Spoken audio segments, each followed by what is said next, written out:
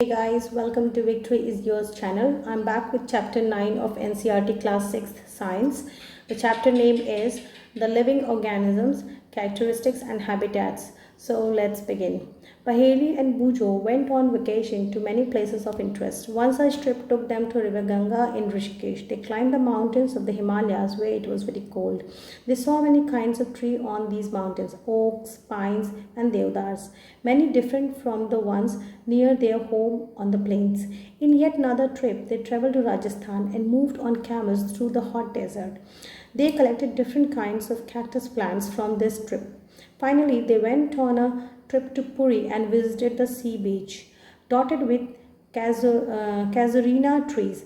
While recollecting all the fun that they had on these trips, a thought struck them. All these places were so different from one another. Some were cold, some very hot and dry, and some places so humid, and yet all of them had many organisms, living creatures of various kinds. So Paheli and Bujo are the two imaginary characters, as I said earlier also. So इनको बता रहे हैं कि ये अपने vacations के लिए पहले तो कहाँ गए, ऋषिकेश गए, देन दे राजस्थान गए and then they went to this Puri, है ना. तो ऋषिकेश में वहाँ उनको बहुत बहुत ठंड मिली, वहाँ पे ओक्स पाइन्स देवदार वगैरह थे. राजस्थान में उनको डेजर्ट मिला और उन्होंने कैमल राइड करी और कैक्टस भी कलेक्ट किए. एंड थर्डली वो पुरी गए, पुरी में कोस्टल एरियाज़ की तरफ से, तो कैजुरीना से वो पूरा कोस्ट लाइंड अप था और वहाँ पे बहुत ह्यूमिड एंड क्लाइमेट था, है ना. लेकिन उन्होंने एक चीज़ पाई कि वहाँ सब जगह पे ऑर्गेनिजम्स थे, बहुत ही अलग अलग टाइप के. ऑर्गेनिजम्स क्या है? लिविंग क्रिएचर्स, है ना, जीवित क्या बोलते हैं, जीव जंतु. Okay, so they try to think of a place on earth where there may not be any living creatures. अब उन्होंने सोचा कि जब इन सब जगहों पे ऑर्गेनिज्म, तो क्या कोई ऐसी जगह है अर्थ पे जहाँ पे कोई ऑर्गेनिज्म, कोई क्रिएचर ना हो. Bujo thought of places near his home. Inside the house, he tried the cupboards. He had thought that there may not be any living organisms here, but he found one tiny spider in the cupboard. Outside the home too, there did not seem to be any place he could think of that did not have any living creatures. तो बूजो ने अपने घर में सोचा कि शायद cupboard के अंदर कोई ऑर्गेनिज्म नहीं हो, लेकिन उसको वहाँ पे एक छोटा सा स्पाइडर दिख गया. फिर बाहर की तरफ देखा तो वहाँ पर भी बहुत सारे कोई ना कोई ऑर्गेनिज्म मिल ही जा रहे थे. सो पहेली started thinking and reading about far away places. She read that people have even found tiny living organisms in the openings of volcanoes. अब पहेली ने सोचना शुरू किया और पढ़ा भी कि बहुत दूर दूर की जगहों पे क्या क्या है. तो उसको पता चला कि लोगों ने तो वोल्केनो की ओपनिंग्स में भी टाइनी लिविंग ऑर्गेनिजम्स की खोज कर रखी है, तो अभी कहाँ पे नहीं है ना. This was the question for them. Organisms and the surrounding where they live. Another thought that occurred to Paheli and Bujo was about the kinds of living organisms that were present in different locations that they had visited. फिर उन्होंने ये सोचा कि जिस तरीके की जगहों पे हम गए, हर जगह पे कुछ अलग तरीके के थे ना. The desert had camels, the mountain had goats and yak, the Puri had some other creatures like crabs on the beach and such a variety of fish being caught by the fisherman at the sea. तो उन्होंने ये देखा कि जहाँ जहाँ वो गए वहाँ वहाँ पे कुछ पर्टिकुलर ऑर्गेनिजम्स ही थे. मतलब ऐसा नहीं था कि जो ऋषिकेश में ऑर्गेनिज्म दिखा वो उनको राजस्थान में भी दिख रहा था. ओके, सो माउंटेन्स में उनको गोट्स और याक मिले, पूरी में उनको क्रैब्स मिले और फिशेस बहुत तरीके की दिखी, है ना, और डेजर्ट में कैमल दिखा. And then there did seem to be some creatures like ants that were present in all these different location. लेकिन कुछ क्रिएचर्स ऐसे भी थे जो सभी जगहों पे मौजूद थे, जैसे कि आपकी चींटियाँ. The kinds of plants found in each of these regions were so different from the plants of the other regions. अब पौधों को भी अगर देखा जाए तो पौधे भी हर जगह पे अलग अलग तरीके के थे. What about the surroundings in these different regions, were they the same. अब सराउंडिंग की बात करते हैं, जो आसपास का पूरा माहौल लुक था वो भी क्या सेम था? नहीं, क्योंकि ऋषिकेश वगैरह की तरफ पहाड़ थे, है ना, और राजस्थान में डेजर्ट था और यहाँ पे आपका सी थी, है ना, कोस्टल एरिया था. So activity 1, let us start with the forest. Think of all the plants, animals and objects that can be found there. अब ये कहते हैं आप फॉरेस्ट के बारे में से शुरू करते हैं और आप एक एनिमल और प्लांट्स और ऑब्जेक्ट्स का सोचिए जो वहाँ पे मिलते हों. List them in column 1 of table 9.1. List things and animals and plants found in other regions that you are also shown in table. You can collect examples scattered through this chapter to fill 9.1. ठीक है, तो जैसे जैसे हम ये chapter cover करेंगे हमें कुछ एग्जाम्पल्स मिलते जाएंगे. So will do it. Discuss also with your friends, parents and teachers to find more examples to fill the tables. You can also consult some many interesting books in libraries that talk of animals, plants, and minerals of different regions. Okay, so try and include many plants, animals, and objects, big and small, in each of the columns in this table. What kind of objects will we find that may not be animals or plants? Perhaps parts of plants like dried leaves, parts of animals like bones. We may also find different kinds of soils and pebbles. Water in the oceans may have salts dissolved in it as discussed in chapter 5. There could be many more objects. ठीक है, तो आप सभी जितने ज़्यादा से ज़्यादा हो सके उस कॉलम्स को हम लोग यहाँ पे फिल करने की कोशिश करेंगे. लेकिन कुछ ऐसे भी होंगे जो किसी कैटेगरी में ना फिट हो, तो जैसे कि dry leaves, bones, salt, pebbles, soils, है ना. As we go through the chapter keep adding more examples. ठीक है, तो जैसे जैसे हम चैप्टर्स में आगे बढ़ेंगे यहाँ पे आप इस कॉलम्स में चीज़ें आप फिलअप कर सकते हो. Okay, so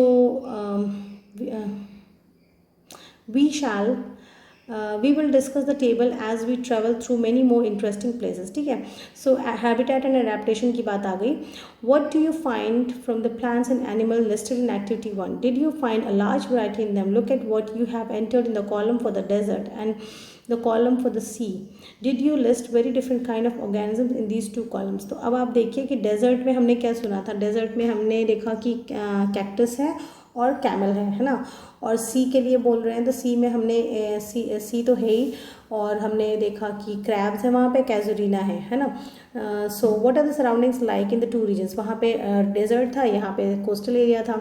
in the sea plants and animals is surrounded by saline, है ना. तो सी के पास क्या होता है कि जो प्लांट्स और एनिमल्स हैं वो सलाइन वाटर से घिरे हुए होते हैं ना, नमकीन पानी, जो समुद्र का पानी है ना, सागर का पानी है. Most of them use the air dissolve in water. और ये जो प्लांट्स और एनिमल्स हैं जो सी की तरफ रहते हैं वो उसी सी के ही पानी को यूज़ करते हैं ना. और उसी सी के पानी में जो एयर डिजॉल्व है उसको भी यूटिलाइज करते हैं. There is very little water available in the desert. और डेजर्ट में क्या है कि पानी की अवेलेबिलिटी बहुत कम है. It is very hot in the day time and very cold at the night in the desert. और डेजर्ट की खासियत क्या है कि दिन के समय व्हेन इट इज़ सनी तो बहुत ज़्यादा गर्म होता है, और रात के समय it is very cold. The animals in the plants of desert live on the desert soil and breathe air from the surroundings. अब जो एनिमल्स और प्लांट डेजर्ट के हैं वो कैसे करते हैं, वो सॉइल से वो जो है एयर से ब्रीथ करते हैं और सॉइल डेजर्ट की सॉइल में रहते हैं. ठीक है, the sea and the desert are very different surroundings and we find very different kinds of animals and plants in these two regions, isn't it. Let us look at two very different kinds of organisms from the desert and the sea, a camel and a fish. तो अब ये कह रहे हैं कि दोनों जगहों से दोनों डिफरेंट काइंड्स के जो एनिमल्स हैं उनको ज़रा देखते हैं कि a camel and a fish. The body structure of camel helps it to survive in desert condition. जो कैमल का पूरा बॉडी स्ट्रक्चर वो इस तरीके से है कि वो डेजर्ट की कंडीशन में रह सके, है ना. कैमल हैव लॉन्ग लेग्स, उनके लेग्स बहुत लंबे होते हैं, which help to keep their bodies away from the heat of the sand, है ना. इससे क्या होता है, लंबे पाँव होने से, लंबे पैर होने से क्या होता है कि उनकी जो बॉडी है वो जो सैंड है, सैंड से काफ़ी ऊंचाई पे रहती है ना, रेज्ड प्लेटफॉर्म कह सकते हो ना. तो उससे क्या होता है, जो डेजर्ट से जो गर्मी डिसिपेट होती है, जो निकलती है जो गर्मी, उससे उनकी बॉडी तक पहुंचने में समय लगता है और वो कूल डाउन हो जाती है, मतलब उतनी ज़्यादा गर्म आंच नहीं पहुंचती है. अंडरस्टैंड. जैसे हम कभी किचन में पानी गर्म हो रहा है या दूध गर्म हो रहा है, उसके जस्ट नेक्स्ट टू इट खड़े हो जाओ तो आपको एक हल्की हीट फील होती है. अगर आपसे थोड़ा डिस्टेंस पे खड़े होगे तो आपको हीट नहीं फील होगी, बिकॉज आपकी डिस्टेंस बढ़ गई. तो उसी तरीके से क्या है कि जब कैमल का जो लेग्स हैं वो बहुत टॉल इसीलिए होता है कि जब वो डेजर्ट पे खड़ा हो तो डेजर्ट तो काफ़ी गर्म है, लेकिन जब उस पर खड़ा होता है तो उसकी बॉडी काफ़ी दूरी पे होती है और डेजर्ट से काफ़ी ऊंचाई पे होती है, तो इस वजह से उसको उस गर्मी का एहसास नहीं होता. Okay, so they excrete small amount of urine. और क्या होता है कि उनका जो यूरिन का क्वांटिटी वो बहुत कम होता है ना, बिल्कुल ही थोड़ा सा होता है. And their dung is dry. और उनका जो पॉटी है, जो डंग है, वो बिल्कुल ड्राई होता है, उसमें भी वाटर लॉस नहीं करते क्योंकि वाटर की स्कैरसिटी है वहाँ पे वाटर की कमी है, अवेलेबिलिटी नहीं है. And they do not sweat. और उनको पसीना भी नहीं आता. Since camels lose very little water from their bodies they can live for many days without water. चूँकि कैमल अपने बॉडी से इतना पानी बचा लेते हैं और पानी को लूज़ नहीं करते हैं, उसको वेस्ट नहीं करते किसी भी फॉर्म में, तो इसके लिए कैमल्स जो है कई दिनों तक बिना पानी के रह सकते हैं. So let us look at different kinds of fish. Some of these are shown in figure 9.3 where it is so या this is a picture of an aquarium. यहाँ पे आप देखो एक ये गोल्ड और ब्लैक स्पॉट से है तो इसको टाइगर फिश बोलते हैं गेस। ये एक और ब्लैक कलर की फ़िश है, एक ग्रे कलर की फ़िश थी, है ना। तो बहुत सी वैरायटी ऑफ फिशेस हैं। और इधर आपको 9.2 में कैमल्स दिख रहे हैं ना, विथ लॉन्ग लेग्स। सो या सो there are so many kinds of fish, but do you see that they all have something common about their shape? All the ones shown have the streamlined shape that we discussed in chapter 8, है ना। तो आप जिस किसी ने भी chapter 8 नहीं सुना है, प्लीज़ आप जाके मेरा chapter 8 का वीडियो चेक करें, वहाँ पे मैंने streamlined body and shape को बहुत अच्छे से डिस्कस किया है।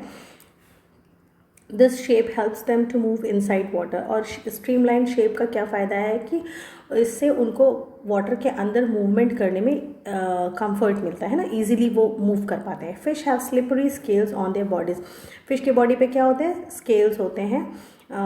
स्केल्स कैसे होते हैं, स्लिपरी होते हैं। These scales protect the fish and also help in easy movement through water. अब ये जो स्केल्स हैं इनका दो फंक्शन, एक तो फिश का बॉडी को प्रोटेक्ट करना और दूसरा क्या है, मूवमेंट में हेल्प करना। We discussed in chapter 8 that fish have flat fins and tails that help them to change directions and keep their body balanced in water. तो फिर हमने चैप्टर 8 में इस बारे में बात करी कि फ़िश के क्या है, फ्लैट फिन्स होते हैं और टेल्स होते हैं। टेल्स से उसको डायरेक्शन चेंज करने में, है ना, ये सब करने में इजी होता है। और फ्लैट फिन क्या करता है, बॉडी का बैलेंस बनाता है पानी के अंदर। Gills present in the fish help them to use oxygen dissolve in water. और गिल्स जो है ना, गिल्स के थ्रू जब पानी निकलता है, पानी वो अंदर लेते हैं और फिर मुंह से पानी बाहर निकाल देते हैं। सो उस प्रोसेस के दौरान जो पानी के अंदर जो ऑक्सीजन घुली हुई है, उस ऑक्सीजन को उनकी बॉडी एब्जॉर्ब कर लेती है। Okay, so we see that the features of a fish help to live inside the water and the features of the camel help it to survive in desert. तो हमने ये समझ पाया कि जो फिश की जो फीचर्स हैं वो उसको हेल्प करती है कि वो पानी के अंदर अच्छे से रह सके। उसी तरीके से जो कैमल की जो फीचर्स है वो उसको हेल्प करती है कि वो डेजर्ट में सर्वाइव कर सके। So we have taken only 2 examples from a wide variety of animals and plants that live on earth. अब आप ये देखिए कि हमने सिर्फ 2 ही एग्जाम्पल डिस्कस किए हैं, जबकि अर्थ पे तो कितनी ज़्यादा variety of animals and plants हैं, है ना। in all this variety of organisms we find that they have certain features that help them to live in surroundings in which they are normally found. अब इन सारे features में एक चीज़ ये कुछ features इसलिए हैं कि वो उसको उसकी सराउंडिंग में रहने में, ज़िंदा रहने में हेल्प करती हैं, ठीक है, जिसमें कि वो ईजिली पाए जाते हैं। The presence of specific features और certain habits which enable an organism to live naturally in a place is called adaptation. So आप यहाँ पे समझ सकते हैं कि ये जो यहाँ से लेके ये एडेप्टेशन, ठीक है। सो ये the presence of specific features और certain habits which enable an organism. तो ये जो फीचर्स हैं जो एक ऑर्गेनिज्म को हेल्प करती हैं उसके उस पर्टिकुलर सराउंडिंग में रहने के लिए, है ना, उसमें जिंदा रहने के लिए, इन सारे फीचर्स को क्या बोलते हैं, उसका अडेप्टेशन बोलते हैं। Naturally in a place is called its adaptation. ये उसका क्या है, एक अडेप्टेशन है। So adaptation of organisms differ depending on the place of dwelling. अब ये अडेप्टेशन किस तरह से डिफर करते हैं, किस तरह से वेरी करता है कि जहाँ जहाँ जो जो ऑर्गेनिज्म रहते हैं वहाँ वहाँ के अकॉर्डिंग उसकी अलग अलग एडेप्टेशन होती है। That is why a fish can not live out of the water. और इसी वजह से फिश जो है पानी में रहने के लिए अडेप्टेड है, तो वो जो है पानी के बाहर नहीं रह सकती है। और कैमल जो है डेजर्ट में रहने के लिए अडेप्टेड है, तो वो पानी के अंदर या सागर में नहीं रह सकता। Okay, so the place where organisms live is called habitat. अब वो जगह जहाँ पे कोई ऑर्गेनिज्म रहता है, यूजुअली रहता है, उसको क्या बोलते हैं, habitat. Okay, so habitat means a dwelling place, a home. तो हैबिटेट का लिटरल मीनिंग क्या है कि कोई रहने की जगह, है ना, कोई रहने की जगह, जैसे कि एयर हो गया, वाटर हो गया, है ना, एयर हो गया, वाटर हो गया, कोई फूड जहाँ पे मिलता है उसको शेल्टर मिलता है, उसको प्रोटेक्शन भी मिलता है ना। So several kinds of plants and animals live in the same habitat sorry. So एक हैबिटेट पे, मतलब एक एरिया में, एक कोई रहने की जगह पे कई तरीके के पौधे और कई तरीके के एनिमल्स रह सकते हैं। The plants and animals the live on land are said to have terrestrial habitat. अब वो सारे प्लांट्स और वो सारे एनिमल्स जो कि इस धरती पे रहते हैं, ओके, धरती पे नहीं, आई मीन टेरेस्ट्रियल का मतलब हो गया, मतलब जैसे एक तो पानी भी धरती पे ही ऑफ कोर्स, लेकिन पानी का पूरा एरिया छोड़ के और माउंटेन्स का एरिया छोड़ के बाकी जो प्लेन वाला एरिया ना, हरा भरा टाइप का जो है, तो उसको आप टेरेस्ट्रियल हैबिटेट बोलते हैं, ठीक है। तो वहाँ पे जितने लोग जो प्लांट्स और एनिमल्स रहते हैं उनको क्या कहते हैं, टेरेस्ट्रियल हैबिटेट कहते हैं। Some examples of terrestrial habitat, अब टेरेस्ट्रियल हैबिटेट के एग्जांपल समझते हैं। जैसे कि फॉरेस्ट मैंने बताया आपको, grassland, desert, coastal and mountains also, sorry for, तो मैंने उधर माउंटेन एक्सक्लूड किया था, तो यहाँ पे आप माउंटेन भी इंक्लूड कर लोगे, ठीक है। तो टेरेस्ट्रियल हैबिटेट का मतलब क्या हो गया कि सब कुछ, आई थिंक पानी वाला एरिया पूरा छोड़ के बाकी सब कुछ, okay. So that is called terrestrial. So terrestrial में मतलब अगर ऊपर से नीचे की तरफ आए तो माउंटेन्स है, फिर फॉरेस्ट है, फिर ग्रासलैंड है, फिर प्लेन्स है, फिर कोस्टल, मतलब पानी के जस्ट कोस्ट तक आते आते तो पूरा पहाड़ से लेके समुद्र के किनारे तक जितना भी कुछ एरिया आएगा वो सब क्या हो गया, टेरेस्ट्रियल हैबिटेट हो गया। और टेरेस्ट्रियल के बाद जितना भी बचता है पानी वाला एरिया वो सब क्या हो गया, aquatic. On the other hand the habitats of plants and animals that live in water are called aquatic habitats, है ना, वही जो मैंने आपसे बताया। अब यहाँ पे एक बॉक्स में ये इन्फॉर्मेशन है, इसको भी देख लेते हैं quickly. There are some changes that can happen in an organism over a short period of time to help them adjust to some changes in their surroundings. For an instance, if we live in the plains and suddenly go to high mountains region, we may experience difficulty in breathing and doing physical exercise for some days.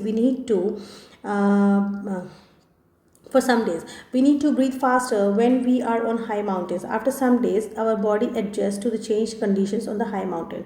Such small changes that take place in body of a single organism over short periods to overcome small problems due to changes in surroundings are called acclimatisation, ठीक है। तो ये एक लंबी चौड़ी परिभाषा थी, मैं इसको शॉर्ट में आपको बताती हूँ कि अगर किसी आप जैसे प्लेन्स में रहने के आदी हैं और आप थोड़े टाइम के लिए समर वेकेशंस छुट्टियों के दौरान आप हिली एरिया में चले गए, पहाड़ों में चले गए, देहरादून चले गए, मसूरी चले गए, ऋषिकेश चले गए, वहाँ आप रह रहे हैं, तो आपको थोड़े टाइम के लिए तो वहाँ पे कुछ चलने फिरने में और एक्टिविटी करने में बहुत परेशानी आई, क्योंकि आपकी सांस फूलेगी, है ना, you will have short of breath, ठीक। लेकिन 10-15 दिन बीतते बीतते आप बिल्कुल नॉर्मलाइज हो जाएंगे, आपको हैबिट होने लग जाएगी, है ना।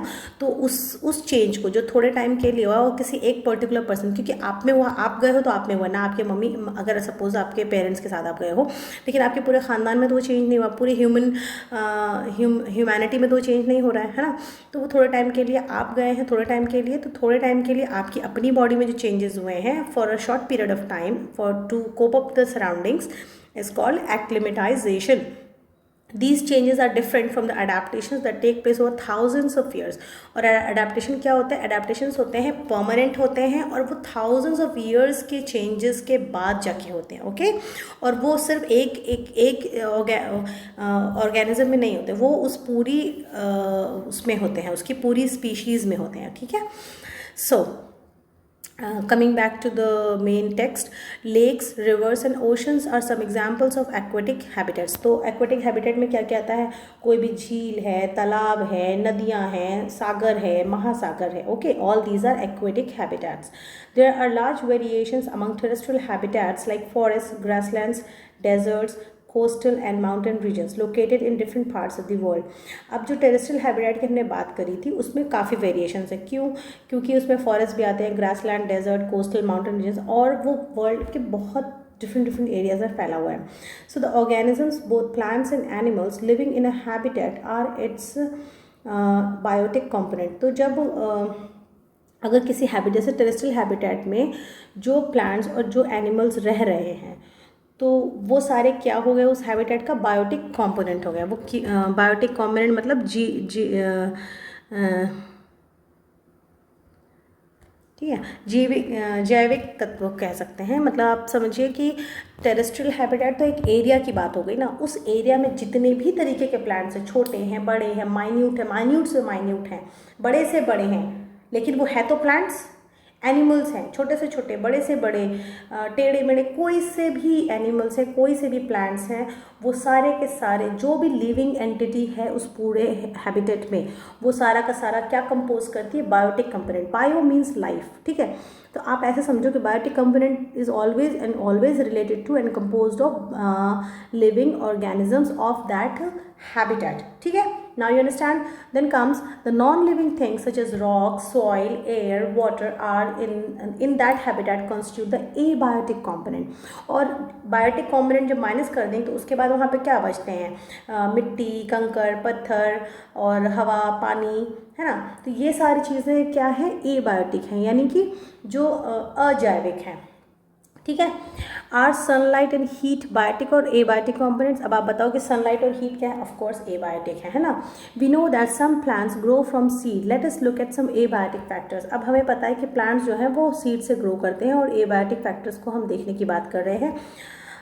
And their effect on seeds as they grow into young plants. और हम ये देखेंगे कि जब प्लांट जो है सीड से ग्रो कर रहा है तो उसके ऊपर जो उसके एबायोटिक फैक्टर्स हैं उनका क्या इफेक्ट है। So with this we will start activity 2 in the next video. I think अभी ये वीडियो बहुत लंबी हो गई है, so we will take up this activity 2 in the next video. For अभी तक के लिए आप सबको thank you. Please share and subscribe and study well, be victorious. Thank you for all.